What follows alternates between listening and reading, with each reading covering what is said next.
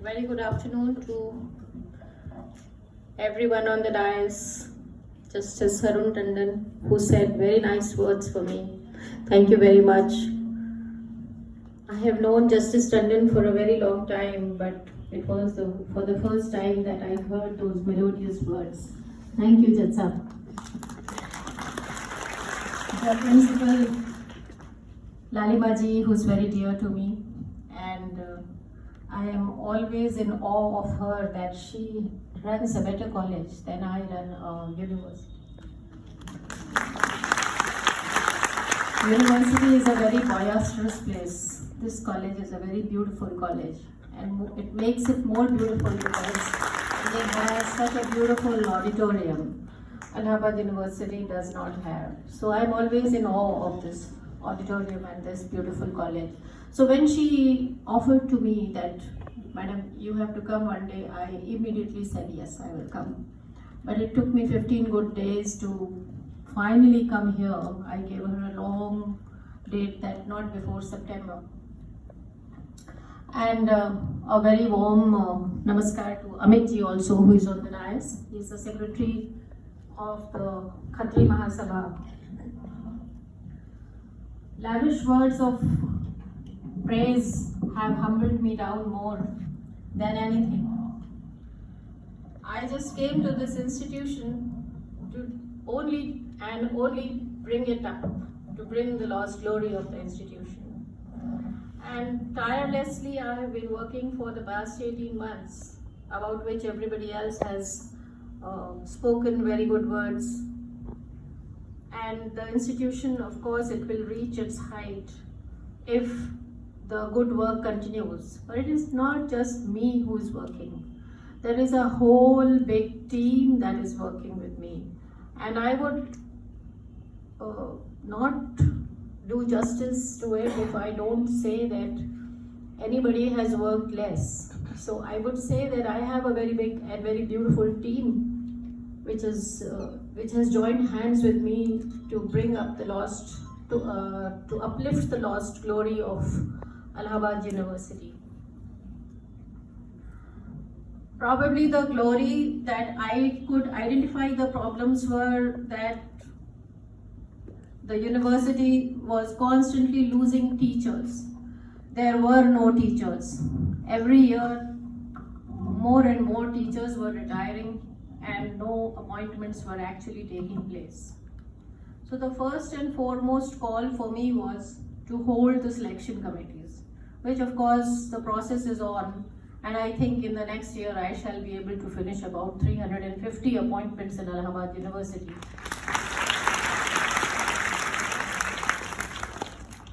Because I consider education is the passport to the future, for tomorrow belongs to those who prepare for it today. It is on our shoulders to educate the new young minds for tomorrow and prepare them for tomorrow. Because as we can see today, if we think 20 years behind us and 20 years beyond us, the world will totally change in the next 20 years.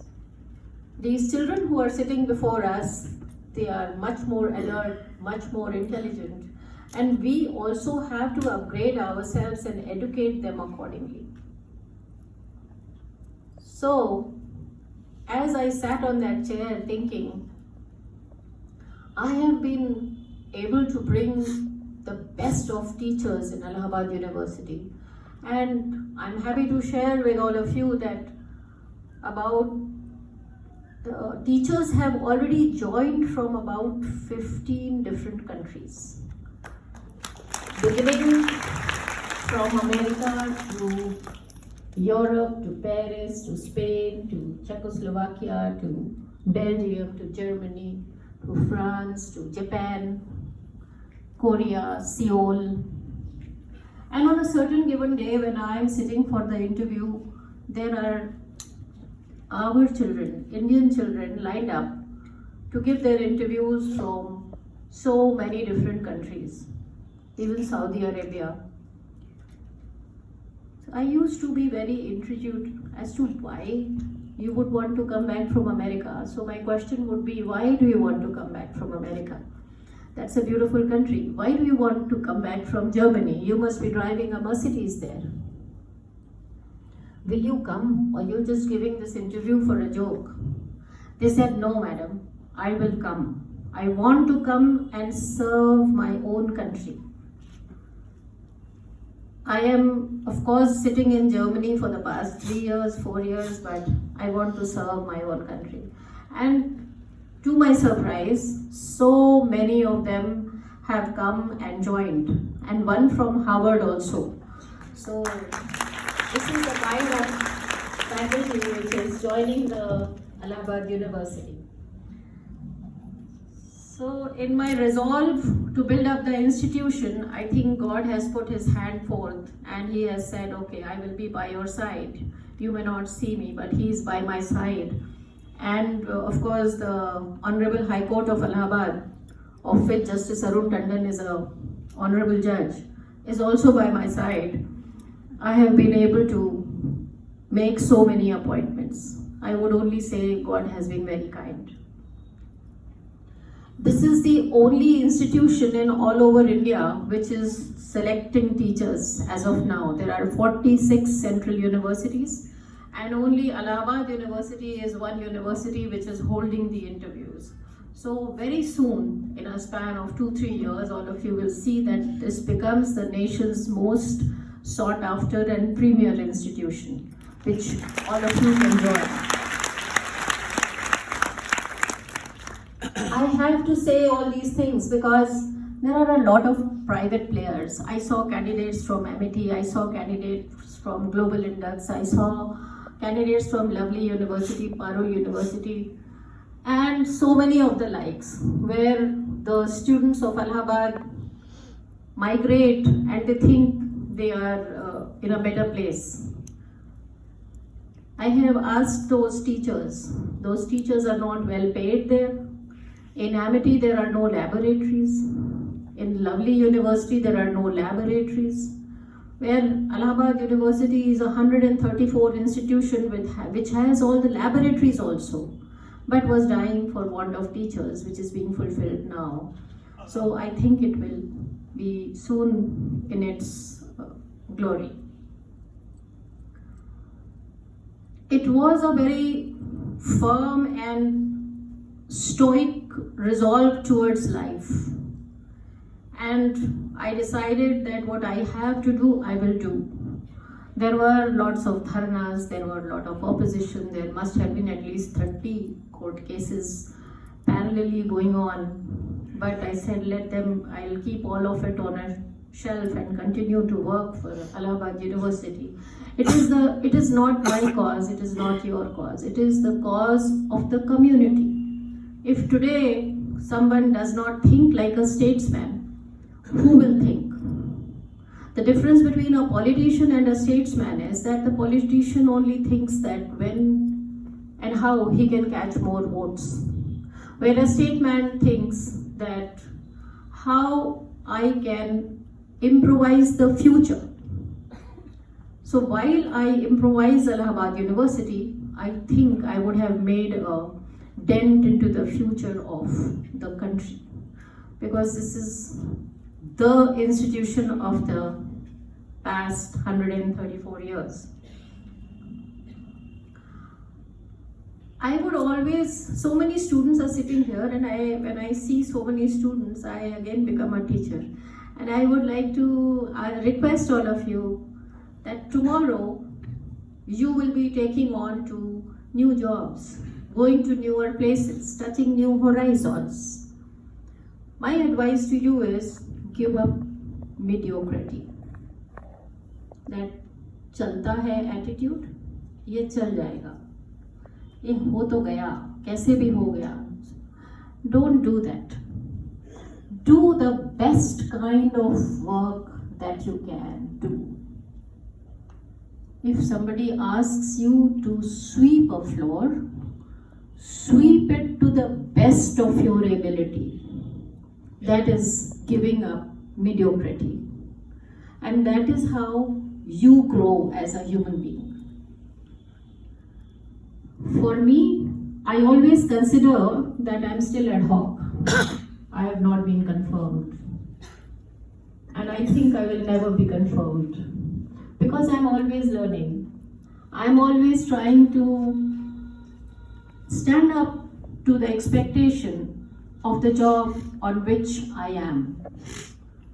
So I always want to become qualified for the job.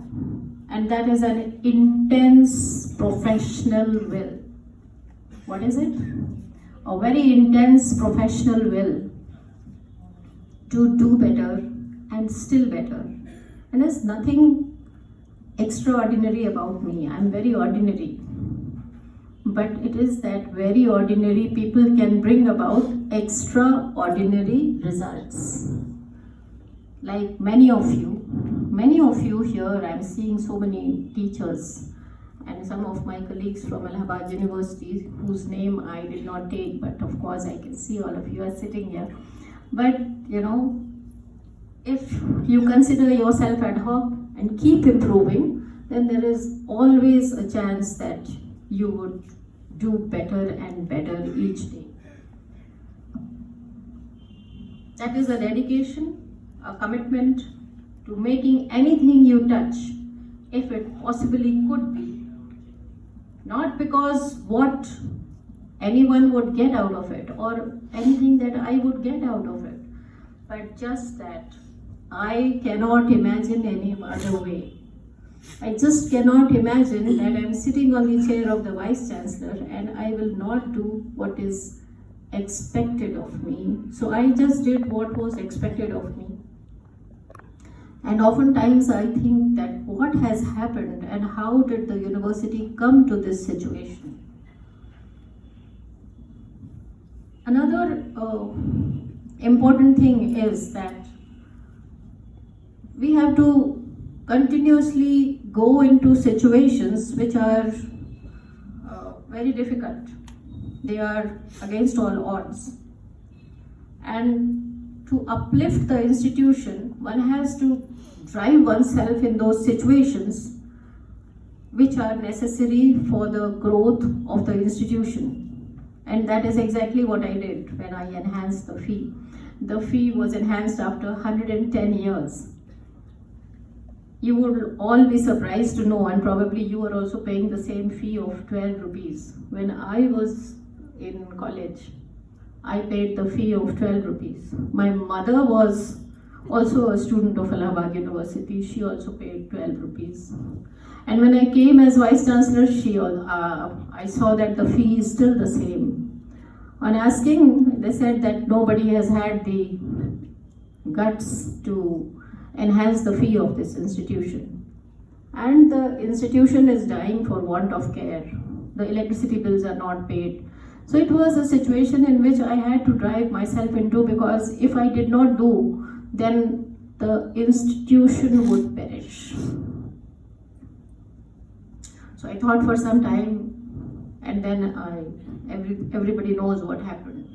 We have enhanced the fee, it has been passed by the Executive Council, and finally, just a little bit. But if we compare it with the private players, a concentrated plan seems to be in place, that the private players, these private institutions, because they charge a huge ransom from the parents of the students who go to these places like Amity and Global Indux and Lovely and Parul, and there's so many other.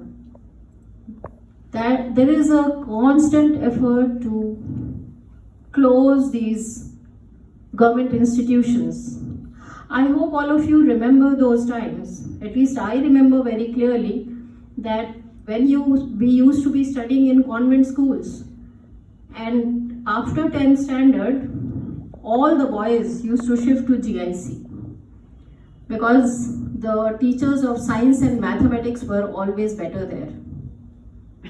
And that's what my brother did, and after that they would qualify the IITs, they would qualify the medical examination in one go. But where are the GICs today? What happened to them? Nobody saved them. They were very good institutions of learning because the teachers were well paid and the classrooms were big and the fee was low. I really cannot put my finger on what could have been the possible cause, but all the GGICs and the GICs are dead places now. If I don't take this call today, then Allahabad University would also be going into the past like Nalanda University. I have to speak the truth and I have to take these difficult calls. Nobody took. Yes, I'm the first woman Vice Chancellor of this institution, and I have dared to go where no man has ever gone before.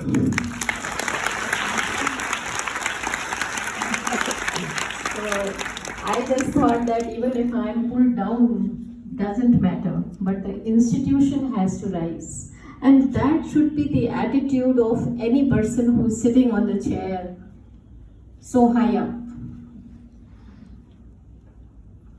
So it was an unwavering resolve to do what should be done.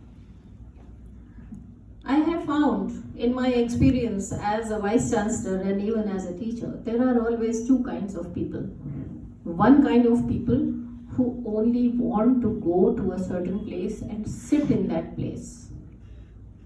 And there is quite another kind of people who don't wish to go and sit any place, but they want to do so much. They have so many ideas, their minds are full of creative things, and they want to do anything and everything for the upliftment of the workplace where they are working.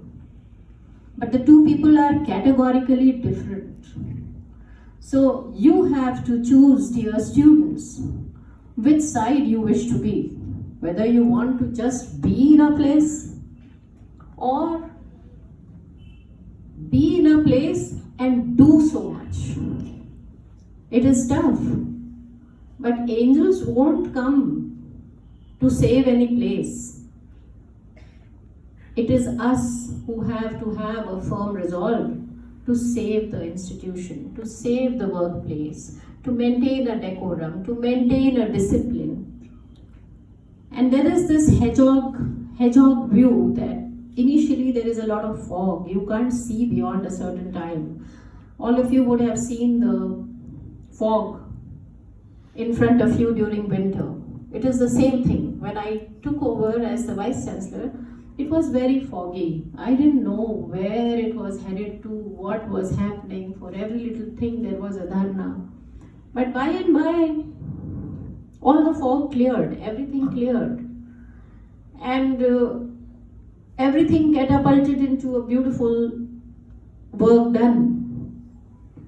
I'm a very ordinary person coming from a very ordinary home.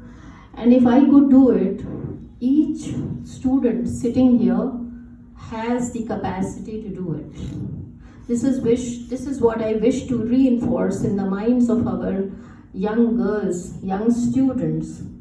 Girls have a lot of potential. And they can do wonders if they want to. So the whole thing is, if you want to. So your heart should be in the right place. What you want to do, you will do anyways. Another important thing is that when you fail, what do? I have also failed at many times. But I am not sad when I fail. I'm very happy when I fail. Why? Because I can learn so much from my failure. Failure teaches you more than success can teach you. So you must sip your failure. Not look out of the window and think that I don't know what went wrong, why I failed. I should have never failed. Why? In life, there will be always failure, there will always be success, and both of them entwined together. They are two sides of a coin. But I don't consider failure as a failure. I consider it as an experience. And it is very good to pick up lessons from your failure. They make you a better person. Supposing there is a failed marriage, supposing there is a failed love affair, and I wish, don't take it personally, but I wish that most of you go through that failed love affair, if not marriage, because it will teach you the other side of the psyche of human beings, which you would have never seen. And failures are bound to happen, and more and more love affairs will fail, they will break. But when they break, and after you have cried out a lot, then you come out as a better, stronger human being. And that kind of thing happens throughout life. I'm not saying that you invite a break in your love affair, no. But if it happens, there's nothing to be sad about. If you have failed in your class, if your teacher has thrown your file and she has said go and improve your work, she's actually helping you. My teacher had also once thrown my file, and thrown it, and it went out of the door. I quietly went, picked it up, felt very sad and disgusted about myself. But next time when I came up with another file, I came up with a much better one. So I had improved, I had learned. Learning is very hard, and the teacher's job is very tough. So the good teachers you don't like. When you are in college, you don't like them. They are disciplinarians, they are very firm. And like the principal of your college today said that the Vice Chancellor is a disciplinarian and she is very firm. Yes, I am firm, but a certain amount of discipline and certain amount of firmness brings so many laurels to us. And why should anybody else discipline you? You discipline yourself. You must think what you should do, when you should do, how you should do, what you should do. This is the time that you can learn most. And I would say, don't let formal education come in your way in your learning. Formal education is what the course says, what syllabus is there in your BA or MA class. Let it not come in the way of your learning. Learning is something very different, and learning comes from all sides.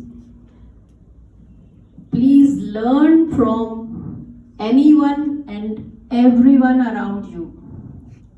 Please learn from your mother. Please learn from your grandmother. Please learn from your father. Learn from the gardener. Learn from the cook in the kitchen. Learn from anywhere and everywhere, because you must know the moment you stop learning, you are finished. Learn as if you are going to live for 100 years. You don't know until when you are there, but you should continue to learn. Another very important thing that I discovered during these interviews which I took for 2,000 students, that in our education system, we are making the students mug up a lot of things, but they do not learn to communicate well. They have not imbibed in themselves the qualities of humility, compassion, some soft skills, and expressing things in beautiful words, making beautiful presentations. So now, when you go to class, your teachers are also here and students are also here. I would want you to focus on how well you can talk, how well you can pronounce. Each language has its definite pronunciations. Focus on them. When you speak Hindi, it should be pure. When you speak English, it should be pure English. There is no space for English, Hindi mixed with English, which we all do. So learn the languages in the purest forms and their pronunciations. Because if your pronunciations are poor, they kind of hurt the ears, and your impression in front of the person to whom you are talking is completely smashed to the ground. So pick up the pronunciation. There are so many apps on the smartphone. Another important thing that I wish to warn the dear students is that they take a lot of selfies. They are mostly on WhatsApp. But this artificial intelligence that throws the spellings before you, even before you have finished. If you want to write congratulations to somebody, then you write CON and the rest of it is completed on the phone. It is ruining your spellings. And it will not be on the phone that you will be judged. You will have to write letters. You will have to write on the board. You will have to write in several places. And also a letter written by you will be a whole big reflection of your personality. So what do you have to do now? You have to work very hard. You have to work very hard on yourself. You have to work very hard on your writing skills. You have to work very hard on your spellings. You have to work very hard on your pronunciations. Maybe there is nobody to teach you, but the smart apparatus in front of you, it has everything. Download the apps, learn the correct pronunciations. Improve your personality. And so it is as I say, that learning is a very, very fundamental skill for all of us to improve our lives. And we have to learn and take action on the right things that will make us better. And that is the way we have to be lifelong learners. I hope I have not given you too many sermons, but there is a little poem which touches my heart. And I always like to end my speech with a little poem. And the poem is also the same thing. All of you would have heard the poem. If. Have you heard it? The poem is written by Rudyard Kipling. If you can keep your head when all about you are losing theirs and blaming it on you. If you can trust yourself when all men doubt you, but make allowance for their doubting too. If you can wait and not be tired by waiting, or being lied about, don't deal in lies, or being hated, don't give way to hating, and yet don't look too good nor talk too wise. If you can dream and not make dreams your master, if you can think and not make thoughts your aim, if you can meet with Trump and disaster and treat the two impostors just the same, and if you can bear to hear the truth you have spoken, twisted by knaves to make a trap of fools, or watch the things you gave your life to broken, and stoop and build them up with worn out tools, then yours is the world. So in this poem is the gist of all that I told you, that you have to become a wonderful person, a wonderful human being, and not with makeup and your face, but you have to make places in the hearts of people, which is very, very tough. So a study was done in America on all the successful CEOs of various companies. And the qualities of those CEOs were deciphered by some of the researchers as to what are the qualities of those people who are successful. A company which the stock of which has gone down to like 2 or 3 suddenly starts rising and the stock goes to the top level. What are the common qualities of these CEOs? And the answer to them is that none of those CEOs had a very great personality. None of them were 6 feet tall. None of them were very impressive personalities. But they were very humble, very simple, and very fearless people who made the difference. So what you have to become? Humble, simple, fearless, and a very sweet human being that everybody else meets and says that she's such a nice girl or boy, whatever. Thank you very much.